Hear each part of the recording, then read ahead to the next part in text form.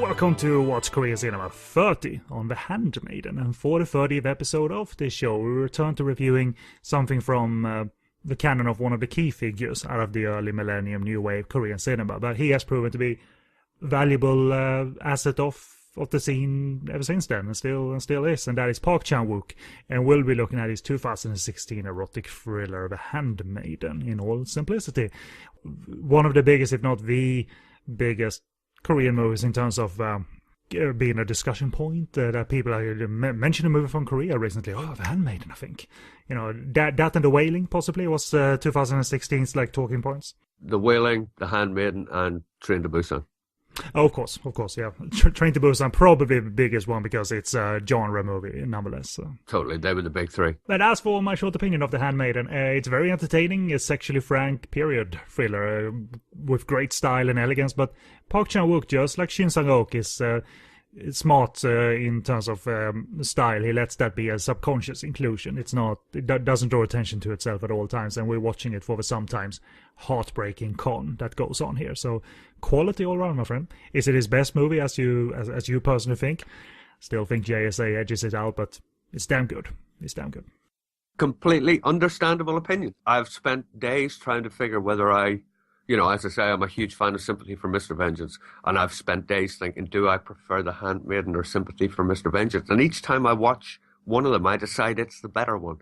Well, isn't it wonderful that you have to choose between excellent films? Totally. What a hard problem to have. I'll watch it again. Okay, then. You know. Yeah, it is better. You know, it's good. No woe is me there.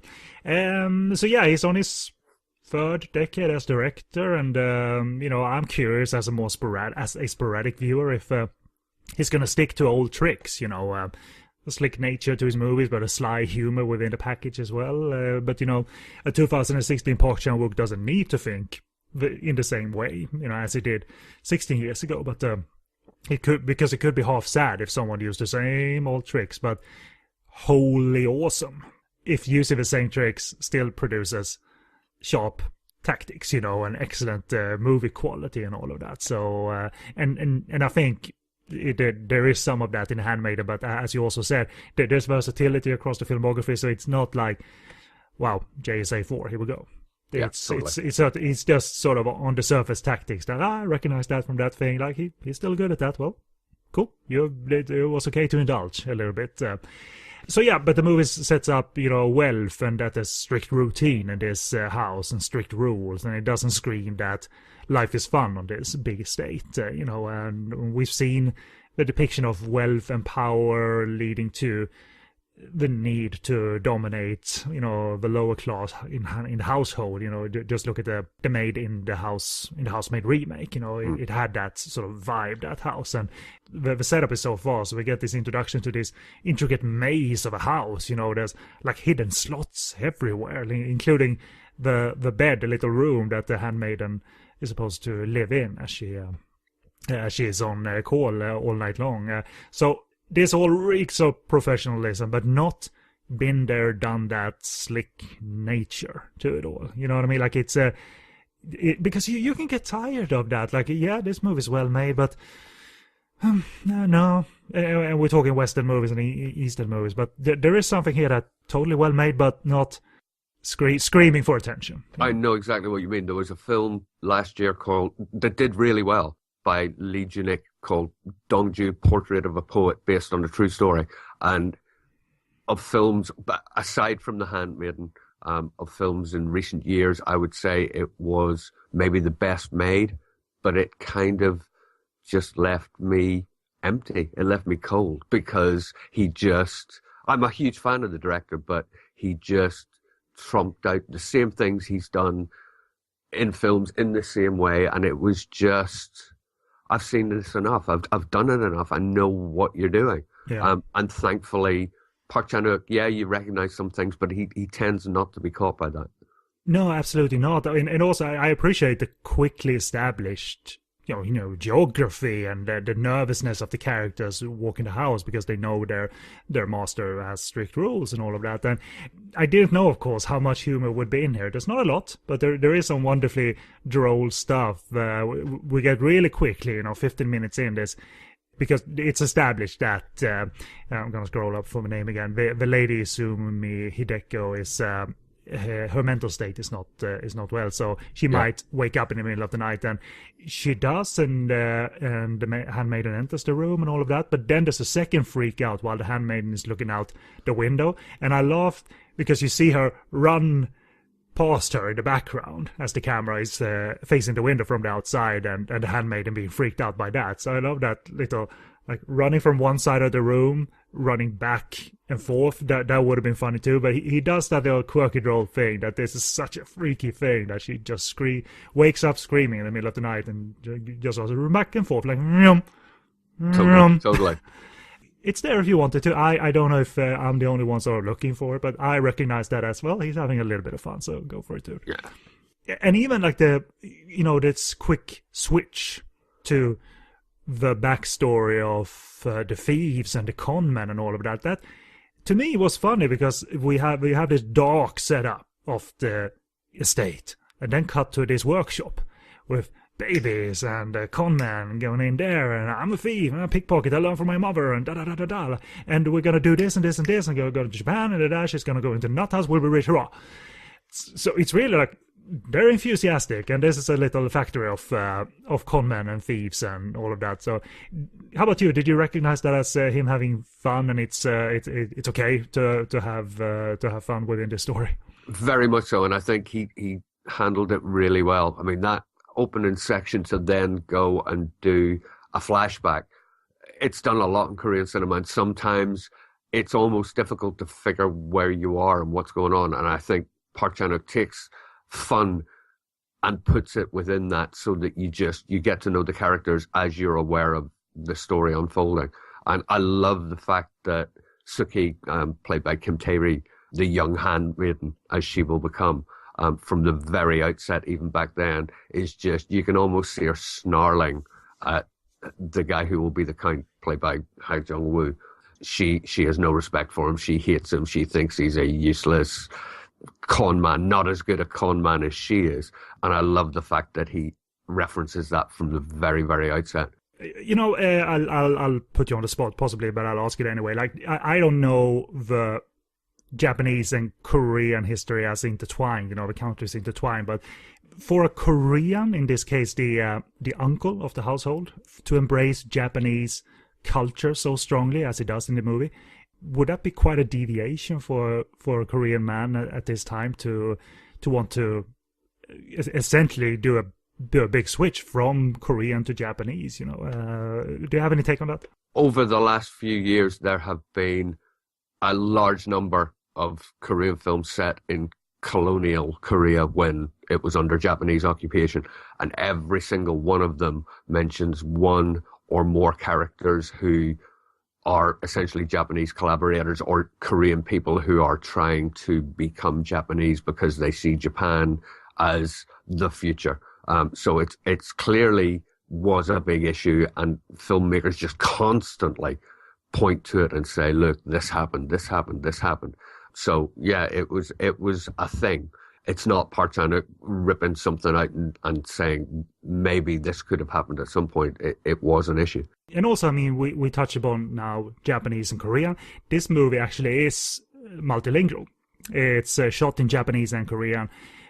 Mostly sync sound, it sounds like to me. And I didn't know beforehand, because I don't know many actors, if these at all were Japanese actors, some of them or not. But it all looks like obviously a Korean cast. And did it all sound natural to you? To me, it did. The frequent mixture that the three or four main characters have, this mixture of Japanese and Korean language, did that sound completely natural to you?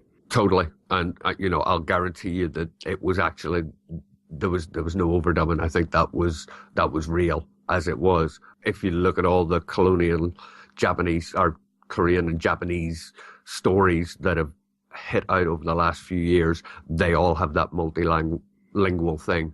At the time when Japan was taking over, when it occupied Korea, there were efforts to destroy Korean culture completely. Koreans weren't allowed to speak Korean. They had to change their names to Japanese. That whole Korean, Japan, speaking Korean when they were on their own, speaking Japanese when they're talking to those in authority or whatever else, was again a real thing. So I think, again, Park Chan-wook really handled it well. It feels natural to me. It flows, and it fits with everything else that you see that handles it in the same way. Have you personally read anything about the actors expressing that they need to prepare hugely to get this right? Do you know anything about that? And is any one of them actually bilingual anyway? Kim Minhee, who plays Hideko, the mentally challenged, maybe, mistress, is bilingual. She can speak both. As far as I know, Ha Jung-woo, the main man, learnt his role, as did Kim Tae-ri, who's the little handmaiden. So, half and half. I don't know that much Japanese. I can catch words here and there, but it sounded real to me. It didn't sound like they were saying something they didn't understand. And that actually, I'll leave it to you to explain. That actually brings up the point: how are we so certain of the switch? Because okay, we can pick up that's probably Korean, that's probably Japanese, but an additional aid to differentiate when they do speak and when they don't speak Japanese takes place in the subtitles. So I want to explain to listeners how they solve the subtitle issue instead of writing, now she's speaking in Japanese. They handled it beautifully by putting Korean language in white subtitles and Japanese language dialogue in yellow subtitles. So you're instantly aware of what language you're listening to, even if you don't recognize them orally. Yeah, and I was totally blown away by that, actually, that they fought for once, and thought about audience immersion that way. Because sometimes it's only a word that they say in another language, sometimes a rude word. The la-la-la-la-la, cunt, and then back to Korean. It's like they say the word cunt in Japanese and then move on, and things like that. So, but throughout the movie, if we talk in general, it's singled out, this movie, as being elegant and stylish. It's so awesome technically, but does he ever miss a beat in terms of showcasing style and showcasing the story? Like does the story get lost underneath the technical style at any point? No, from my point of view, its balance is almost perfection. Every time Park Chan-wook, or almost every time he makes a film, he brings in production designer Ryu Sung-hee and cinematographer Chung Chung-hoon. And if anybody's interested, there are interviews with both of those lovely people on hangulcelluloid.com. Go to the interviews section, click down. They talk about their work with Park Chan-wook, etc., etc. Their combination helps him make his films utterly, stunningly beautiful, to the extent that they can do a lot of the necessary things and allow Park Chan-wook to carry on with directing and not get bogged down. Yes, his films are beautiful, but it's down as much to them as it is to him. And if you look at Ryu Sung-hee's other production design work, you can tell it's her from start to finish. Every film you think she's done it. She did, if you remember, Hansel and Gretel. They just work as a perfect team. And yes, Park Chan-wook gets all the credit, but they deserve as much credit for the stylish elements that make his films what they are. I mean, it's never really hidden for us. We see it all, especially that study area that I thought was guarded by an actual snake. It seems like it's a snake statue. But I thought it was, okay, well, it makes sense. This is a domineering uncle. He's going to have a cobra guarding this that study area. But and it's really the scene where Park showcases camera work to the extreme, but it's not... it earns that moment. The movie kind of, I think, prides itself that, yes, it's set in a reality, but we can overemphasize reality too. If you just think of how the room is designed with levers that closes doors on the other side of the room to prevent anyone from running out of the room and things like that. And there's things underneath the floor, not floorboards, but the floor panels and all of that. So obviously it's the big set, but it doesn't stray because you become curious. But what is this room, and why is that man's tongue black and his lips constantly black? Well, we kind of know, but they constantly are anyway. It doesn't seem like he's bothered by that, you know. It's fantasy in style, the movie, anyway. It seems a little bit elevated, so I think this it all fits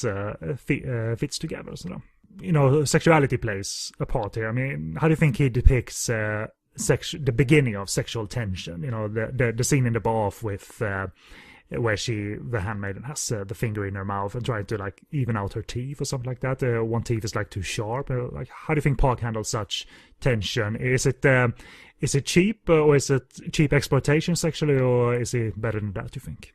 Before I saw The Handmaiden, I knew it was based on an erotic tale. I didn't know anything about the way he was going to do it. I hadn't read anything about it.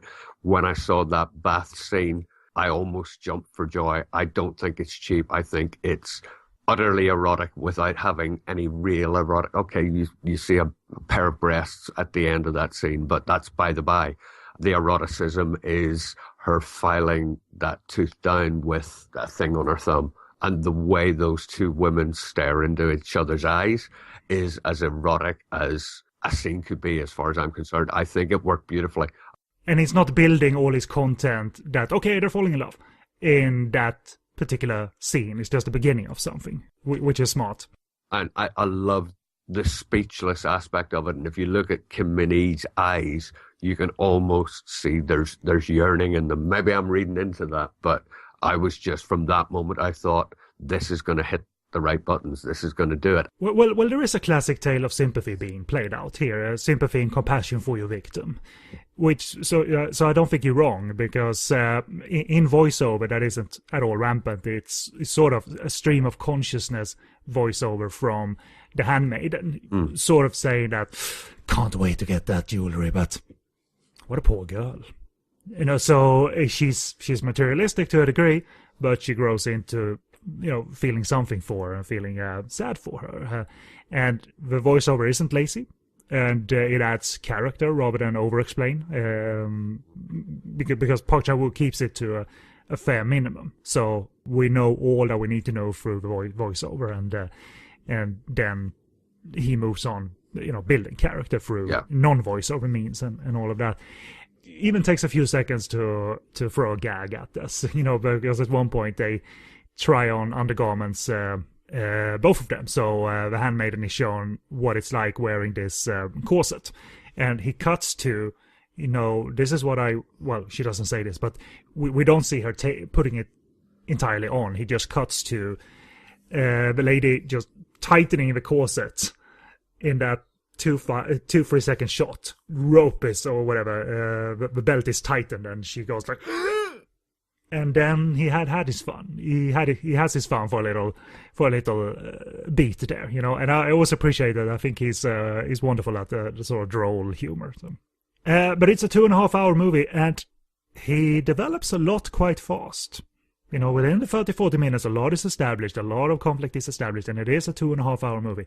I know you love it, but was that a concern that, Park, you have plenty of more movie to go. You don't need to put all the things into the first half hour, 45 minutes kind of thing? Because did you know, as a matter of fact, that it's going to have 3 distinct parts, this movie? I didn't know. I knew. I deliberately stayed away from hearing anything about it, really, apart from knowing that, you know, it was based on the novel and it was Park Chan-wook, and I knew I wanted to see, you know, Kim Min-hee, I'm a fan of hers, and Kim Tae-ri had been getting great awards left, right and centre for it. But I wasn't aware there were 3 parts. I wasn't aware that it was actually 2 hours, 24 minutes or 2 hours, 25.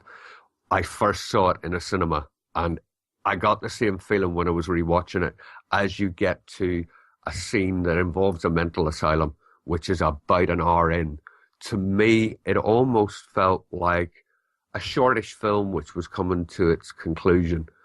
And it didn't occur to me that there was another hour and a half to go. So I was like, well, okay, well, we're obviously going to be wrapping up soon. That was a fast-moving picture, wasn't it, guys? Yeah, that didn't feel like 2 hours. And then, you know, it goes into its second part. And for me, it really worked because it took me completely by surprise. It took me completely off guard. Me too. I didn't know anything about it. So only the mild plot, which is the plot we told you. That's the part 1. but we said nothing of what goes on in part 2 and 3 in the plot synopsis, listeners. Nothing at all. The thing that occurred to me last night, you sent me a message sort of later on saying you were going to probably hit it in 2 parts and you'd watch about an hour. And I didn't say anything at the time, but I was just thinking, please get to the mental asylum scene. I totally did, man. I was sort of saying to myself, an hour is a good even number. Then I realized that so did Park Chan-Wook. He also realized that an hour is a good even number to throw a curveball at you. You know, I would almost have guaranteed if you'd stopped it before then, you wouldn't have been you wouldn't have been as excited to go back in. But having hit that point, it's just like, wow, and you actually sent me a message saying it'll be an interesting 80 minutes tomorrow. So I was so glad you hit that point. And I liked the fact that he hit that in a surprising way. I liked the way it almost felt like the film was taking a different tack, and I'm not giving anything away, but the wonderful thing would have been if they had a silly intermission title card and silly music. We want to see more. It could quite be possible with Park Chan-wook, but if you just remember how Monty Python did it in Monty Python and Holy Grail when they're walking over the bridge and intermission time. But I actually do, I didn't dislike the hour at all because I felt there was strong emotion there, like her sincerity and sympathy towards the lady seems to break through. She has that wonderful encouraging speech talking of that essentially her mother would be proud of you, you're not worthless. Totally. And, a lot of that's going to not change. I'm not going to spoil anything, but the movie's going to show things from different perspectives during part 2 and 3 without going over the same hour again. But I felt that was a very neat story, and especially as they physically connect to each other. They have a sex scene and the 2 women. But obviously that's not made for spectacle. It's rather kind and tender as depicted, despite going far. I noticed things on the sound design, in the sound design department, that could be argued to be, we got those sounds in a mainstream movie, all right. And that leads us to talking of what we hinted at earlier in terms of how difficult it is to get sexuality of this nature and to this degree on Korean cinema screens in 2016. Because you've said that censorship has changed. They keep a tight leash in certain eras and certain eras don't. Did you hear of any difficulties bringing this unaltered to the screen for Park Chan-wook? The surprising thing, and it was a really surprising thing for me after I'd seen the film and realizing just how, in my little review, I made a point of saying this is eroticism. It's not titillation at all. Because isn't it tender and kind, that scene? Because she says, like the lady, that because she has been kept so isolated that she hasn't developed more. She's almost like a kid. They even keep a lollipop near her nightstand at all times, it seems. And she doesn't know physically and hasn't never known physically how to, her sexuality has never been awakened. So it's a rather tender and sweet scene, even though they go at each other, if you will. Totally. There are a couple of things that I think are important on that, but before I go there, if you look at the eroticism, it's pretty heavy duty for a mainstream film. Korea over the years has had big censorship, less censorship. As far as normal sexual relationships, male and female, go, Korea has been very forgiving, far more forgiving than same-sex relationships. When I was first watching The Handmaiden, it reminded me of a film called The Scarlet Letter from 2007, which has lesbian elements. It's nowhere near as graphic. It's nowhere near as heavy, but it was released, I think, 2007, and critics at the time blasted the main actress, Lee Yoon-ju, saying she was immoral, saying, if you'll excuse the phrase, some of them called her a whore. Jesus. For being in a film that promoted lesbianism as a positive thing. I'm sure you know the story. I think I recognize it now. Yeah. Three months later, Lee Yoon-ju committed suicide. She had been suffering from depression for a while, but I think the smart money said that what was said about her in The Scarlet Letter certainly didn't help her mental state of mind. And comparing that to the way that Kim Tae-ri and Kim Min-hee have been given accolade after accolade for their performances in The Handmaiden, and best actress, best new actress, again and again and again, I think shows how much Korea has moved forward on the whole alternative lifestyles, on same-sex relationships. Yeah. And on that note, and I know I'm ranting, but No. For me, a huge part of the acceptance of the film is the fact that the girl's relationship is shown as sweet, beautiful, intense, but filled with light. And even heartfelt lines that about like I single out such heartfelt lines, and it sounds so easy to write them, but she says at one point, will I be good enough? Is this good enough? I mean, am I good enough for you? Totally. And if you compare, if you go later into the film, I'm not giving much away by saying this, but the mistress, Hideko, is forced to read erotic literature to a group of men. I saw The Handmaiden in a darkened cinema.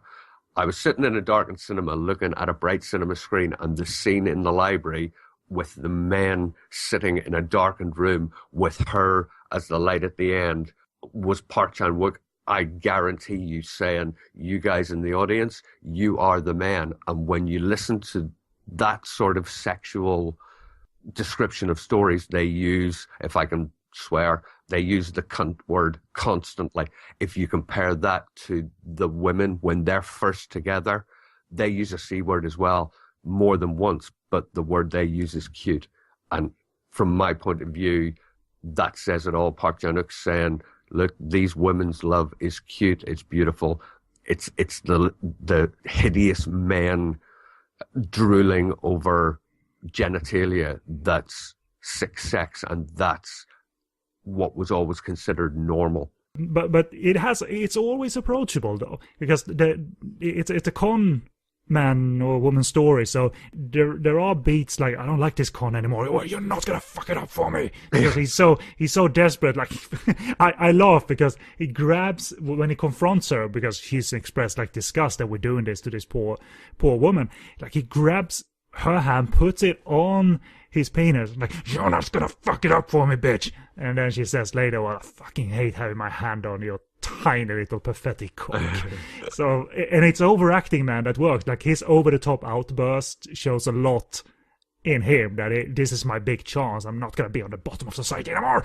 It has approachable beats, man, which is great. Like, it isn't a complicated movie, I think, despite being in this wonderfully stylistic and complicated, technically made package.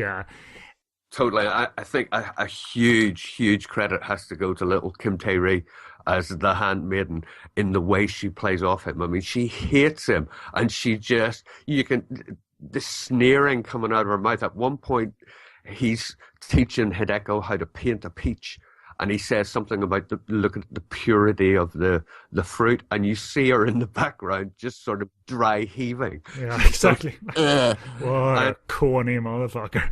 Her beautiful, feisty, narky, huffy little performance, she pulled me through that entire first hour. If it had just been her on a screen doing that, she'd have won me over, and she deserves every award she's got. And it does have to be said that The Handmaiden is her first feature film. Oh, no way. She's acted in, I think, three student short films before it, but The Handmaiden's her first starring role. Korea has a way of getting directors who do splendid first-time movies, and so the actors and actresses as well. That is, wow, that's going to be interesting, this career. I hope she builds on this. Well, totally. The last actress I can think of that hit me as much in her first role was sort of Park Bo-young, and she's gone on to just do no wrong. So I'm hoping Kim Tae-ri ends up having a phenomenal career.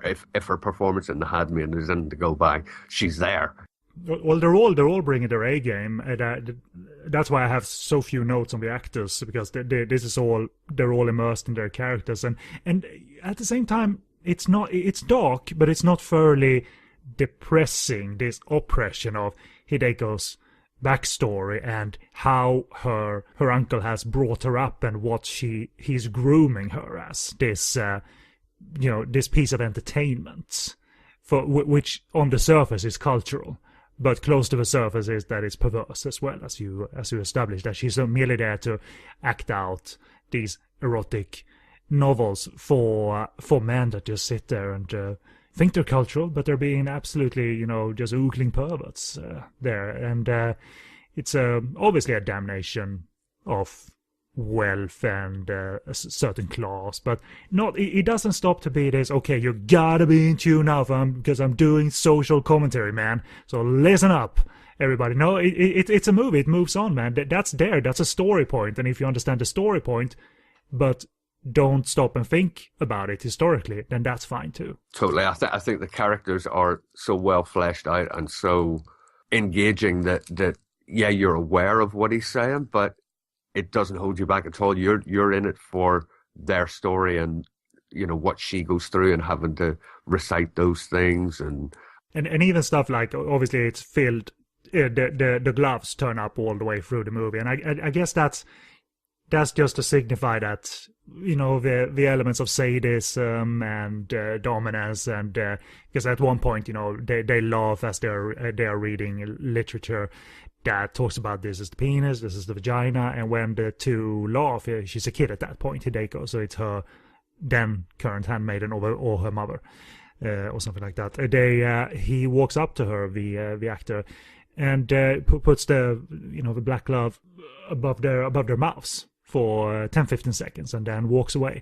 And Park Chan-Wook is not doing any noise with this scene. He just stays on it and then moves on. So obviously it's there to emphasize that, I've got black gloves. That's not a good thing for you, for anyone. I'm the bad guy. We're going to touch a little on part 2 and 3, but we're going to keep it vague. Let me see how I can ask this. I mean, do you think he has control of all he's done in part 1 and what's going to go on in part 2 and 3 that's going to flip events a little bit in part 1 as part 2 and 3 are depicted? Like, is that all kept in check? It's understandable, and it's not redundant either as he goes through the same events again and again, because there's different perspectives on events we've already experienced. Like, is it... If I'd known that he was doing this before I'd seen the film, I would have been deeply worried. It's an incredibly risky move, and I think he handles it absolutely wonderfully on all levels. But two things come to my mind: all the tiny little things in the first section that play a part in either 2 or 3 are all sewn up right from the little hair pin that Suki is given by, whether it's her aunt or her guardian or whatever at the very start of the film, eventually plays a really important part in the third segment of the film. Little things like that he just carries through. Everything's linked to everything else. And I think he manages to give a different perspective. Even if he's talking about a similar thing, he gives a different enough perspective and adds just that little bit extra to make you fully understand what you thought you understood before, but you actually didn't. I think his beats are absolutely perfect. The switcheroo, if you will, in terms of changing sympathy and compassion for characters, I can say that much, that he flips it that way. That's awesomely surprising and made, but also infuriating, because you've been emotionally invested, and now you're almost heartbroken to a degree, in the middle of part 2 or whatever. That's what I like the most. I think that their connection, and it's a key connection, and that's where it finally sunk in for me, that this change of perspective of compassion and sympathy is sort of what sealed The Handmaiden for me, and there was plenty to go at that point. There's another side as well. I mean, I don't know if you get the same thing as me. If I'm going through a film, I obviously will have decided what's going on. I will have decided what's going to happen. And the fact that he so easily fooled me. Yeah, well, that's what happened, because he set up exactly bad guys and good guys, and these beats of the common con man story that was there in part 1, and then by the end of part 1, okay, so that was sort of not it then. Okay. The idea that of doing that. A lesser director would have sort of lied by omission by just leaving bits out. And Park Chan-wook doesn't really do that. It extends things a little bit, but it doesn't feel like he's cheating. To me, it just felt like there's an extra little idea in the scene, which I'm now aware of, and I should have been able to read in. Obviously, I wouldn't have been able to, but No. I was excited by the fact that he beat me. Even though I couldn't have won because of the way he's done it, I think he did it beautifully. Yeah, for me as well, like it's not like, oh, I totally knew what was coming. No, I didn't. And if you said that during part one, you're a liar, because it's too smartly concealed. The only way you would know is possibly by reading the novel, of course. And heartbreak, as simple as it is, and emotional connections to character, that's been a staple of the Park Chan-wook cinema I've seen, certainly. I mean, yeah. Anything from JSA, how that forbidden friendship of North and South Korean soldiers got crushed, and the revenge aspect of Sympathy for Mr. Vengeance, like the line that's still haunting to me, even though I've only seen the movie once, is that line at the end of the movie that essentially is in English, you realize why I have to do this. When they're standing in the water. Yeah. And there's no, I do have to do this. I don't like it, but I do have to do it. On a completely separate note, it says a lot about a director who can make a film with a line in it that after you've only seen it once, it stays with you. Yeah, it's that face of Song Kang-ho as well as the two have the confrontation there in the water towards the end of that film. So just some wrap-up notes. The continuation of the love scene is very well done, because it's not like he repeats it, but I'm shooting it from above instead. No, there's more, as you've hinted at. And yeah, I like that it's this pure, unchoreographed passion that for film needs to be choreographed, right? Because you can't just thrash about the place, because there's lights to be placed in a certain position. People need to focus on the scene, so you can't just, you girls, do your thing. To get a sex scene right after having seen dozens throughout the years is just great, because this is not a sex scene where all of a sudden there's 1,000 candles around them.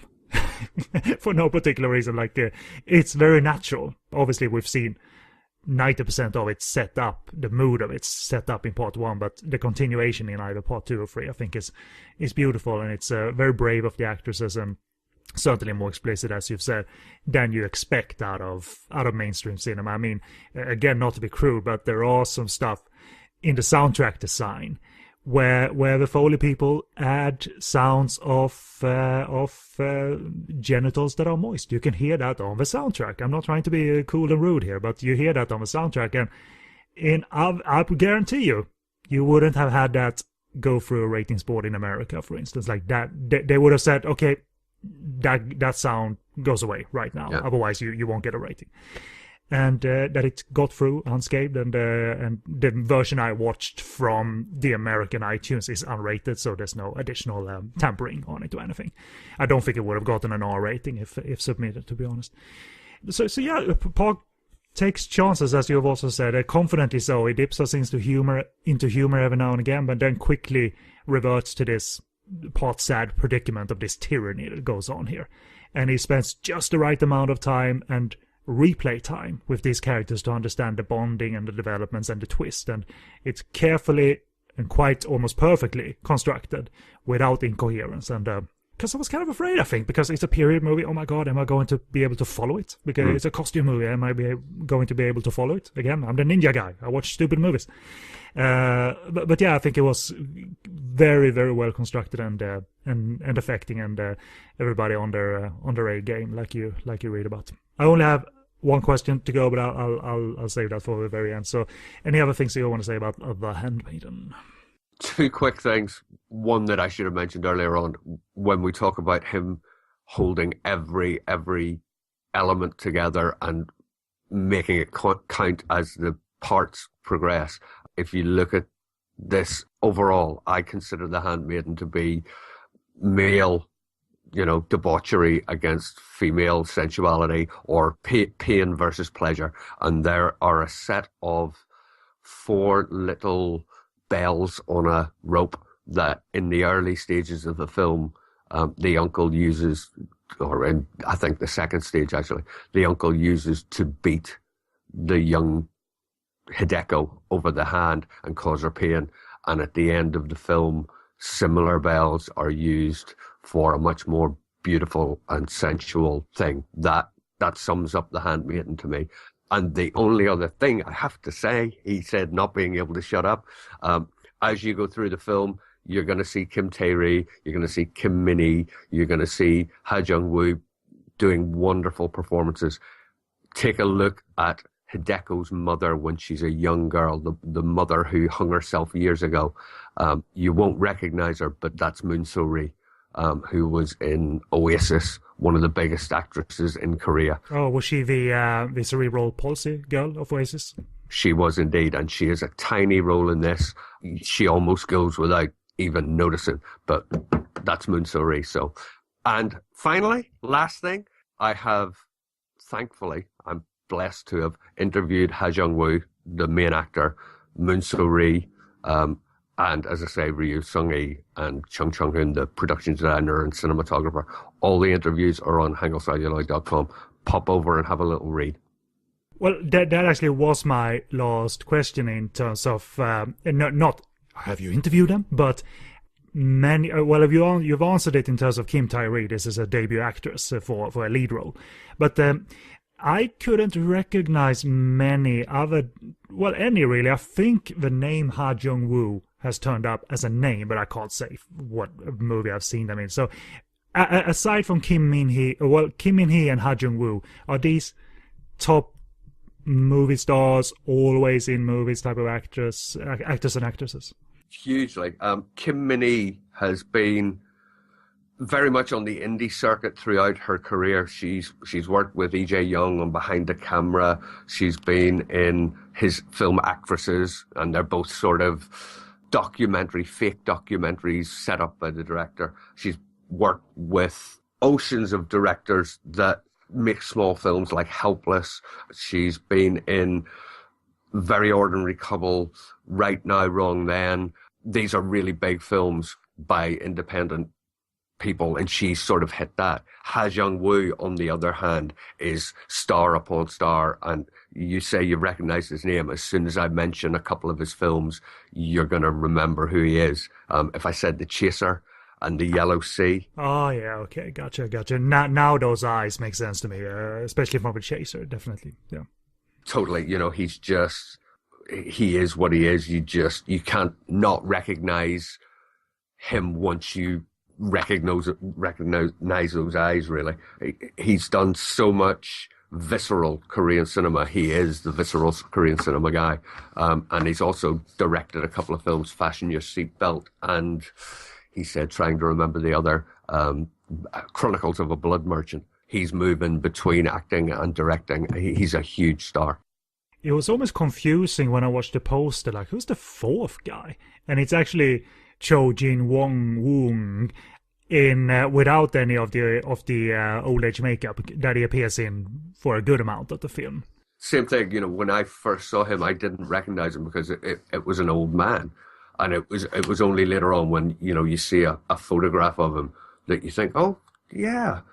He separately is a big character actor in Korea. You want a character role, he's your guy. Pages upon pages upon pages of film listings that he's done, right throughout the years.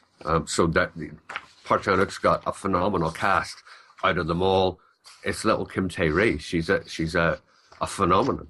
There's no spotty acting here at all. Actually, there's just everybody on point. So definitely. And as for availability of The Handmaiden, that's actually a little spotty currently. It will be better. There are DVD and Blu-ray options in Hong Kong, but there's none listed coming from Korea, yes, Asia anyway. And I mean, you informed me that there was a limited edition thing for DVD only, which sounds surprising as hell. There was a limited edition 2-disc DVD released shortly after, about 3 months after the film came out. And in this Korea. day and age, only a DVD, not simultaneous DVD and Blu. The one thing that comes to mind is either the fact that they've considered it quite controversial and are holding off, or there is a Blu-ray imminent. I would also hope that there would be at least a single disc DVD release, but I think that's quite doubtful. Yeah, so in Korea, no, but Sony has done a DVD only thing for the US market in association with Amazon Studios, but you can rent that version on US iTunes in HD. So you can get this good-looking movie looking as good as it should coming from iTunes. So on the US market, it's gonna happen sometime. It's just it hasn't happened now. But UK distribution at the time of recording will be taking place in April of 2017. It goes in UK cinemas on April the 14th, I think. It will be released on Blu-ray and DVD, I guess, a few months after that. They've even put the catalogue numbers available, so it will be released. They just haven't put a date up. It was thought among a lot of critics that the reason the UK was holding off was because of the Oscars. That's now a moot point. It's now a moot point. So, as I say, April in the cinema, and then there'll be a Blu-ray and DVD released, I'm assuming, towards the summer. Yeah, it was submitted. We should state that it wasn't even nominated, The Handmaiden, when all is said and done. I didn't know this, but apparently Sweden got in. There's a movie called, I think they translated it directly from Swedish, A Man Called Ove. I haven't seen it. I know the director, I know the actor. I heard something that is quite similar to Gran Torino, Clint Eastwood's movie. But that's like, okay, well, I gotta support that sometime, I guess. I'm sure it's good. I just don't keep track of Swedish movies as such. Were you almost certain that now they're finally gonna get the nod, Korea, for best foreign language film, or what were you thinking beforehand before you got the bad news? I had an argument with a guy who used to write reviews for Empire magazine, and I said, how could it not be nominated? If it's been submitted, it's astonishing. In his infinite wisdom went, Oscars people are utterly conventional. They'll take one look at the sex scenes and not nominate it. Now, whether that's the case or not, that turned out to be the case that it wasn't nominated. I guess maybe he's correct. I'm very upset about it. I think if it had got a nomination, I would have almost guaranteed it would have won an Oscar. I think it deserves one. Yeah, I think when I finally realized, this is years ago, that when I was sort of still interested in the Oscars and awards, I mean, I follow them on surface level only, but since I don't watch a lot of Western movies, then I don't know everything that's nominated. But the last time I really followed it, and when I realized that, oh yeah, they're going with conventions, was the year, and we're talking 2000. And we're talking the best song category at this point. The year one of the songs from Paul Thomas Anderson's Magnolia was nominated, Save Me by Amy Mann. Wonderful song, and the soundtrack is wonderful. And the song Blame Canada from the South Park movie soundtrack was nominated, which was a little dicey because it's one of the songs where there's only one swear word. Okay. So they did MTV nominated Uncle Fucker, but the Oscars wouldn't nominate Uncle Fucker. But in Blame Canada, there's a F word, and they solved that in the performance, which was actually performed by Robin Williams. Out of all, they just had a random thing. Well, let's have him perform it. And in the end, what won in that category? That it seemed like either of them's gonna get it because it's great, and I mean Magnolia is great, and that song is great. Tarzan, the animated movie, won. Phil Collins did a song for the Tarzan soundtrack, which probably is all right, but people just sort of went, really? Was that better than the Amy Mann song? Okay then. And the South Park guys, they made fun of Phil Collins for a number of episodes where he appeared in the show, always carrying his Oscar. Fair point. I think you summed it up really. That was the year where Matt Stone and Trey Parker, they went to the Oscars in dresses. They replicated the Jennifer Lopez and Gwyneth Paltrow dress from earlier years, and they took a hit of acid before they stepped out of the limo to do a red carpet. And as they said, like, the show is so long, but at least we have acid in ourselves, and it's pretty good. But then they come down, and then they lose, and there's no more fun anymore, and we're just a couple of guys in dresses. Yeah, totally. But that would have been fun. But so I know it is what it is. It's hard to get originality and unique material to go all the way. Sometimes it happens, but it is what it is. Shame, because a nomination would have been deserved. especially since if it had been nominated, it would have been Korea's first one, and I think it deserves that too. But we'll just have to agree to differ with our opinion with the Oscar judges. We have the love for the movie. They can never take that away from us. Totally. Cool. Well, we are done for this episode, so thank you everybody for listening. Hope you enjoyed. Let's see if our numbers go through the roof now that we have done the Handmaiden. Fingers crossed. I bet they will. Okay, but I've been Kenny B, and with me was Paul Quinn of Hango Celluloid. So say sayonara, goodbye, buddy. Sayonara. See you later, guys.